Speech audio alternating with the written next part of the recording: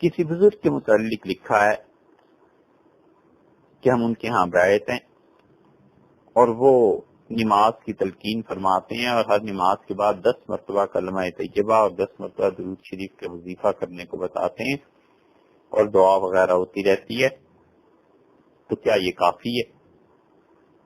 گزارش یہ ہے کہ اتنی بات کافی نہیں ہے۔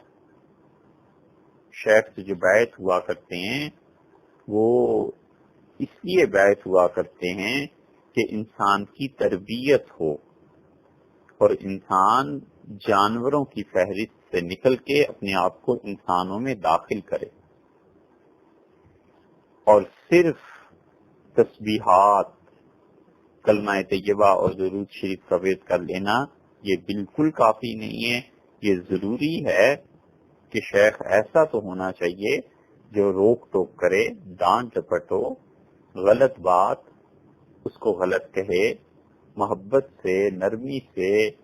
پیار سے، شفقت سے اصلاح کرے، اور جہاں سختی کی ضرورت ہو وہاں سختی بھی کرے۔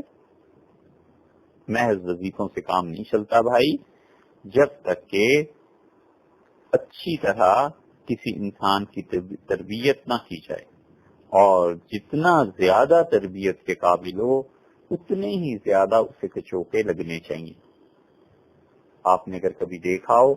تو سیب کا مربع تیار کرتے ہیں نا حکیم لوگ، یا جو بھی گھروں میں تیار کرتی ہیں خواتین، تو وہ سیب کو بالکل اس میں بار بار تکلے سے، کانٹے سے، کسی چیز سے بار بار اس میں سوراخ کرتی ہیں تاکہ اس میں زیادہ سے زیادہ سوراخ ہوں، چھلنی ہو، اور پھر اسے شیرے میں ڈال دیتے ہیں تو شیرہ اس سیب کے اندر جا کر بالکل اس میں رس بچ جاتا ہے۔ بس ایسے ہی ہونا چاہیے تربیت میں، کہ جتنا نالائق ہو مرید اتنے ہی زیادہ اس کو کچوکے لگنے چاہیے، اتنا ہی چھلنی کرنا چاہیے۔ جن مشائخ کے یہاں کوئی روک ٹوک نہیں ہوتی، پابندی نہیں ہوتی،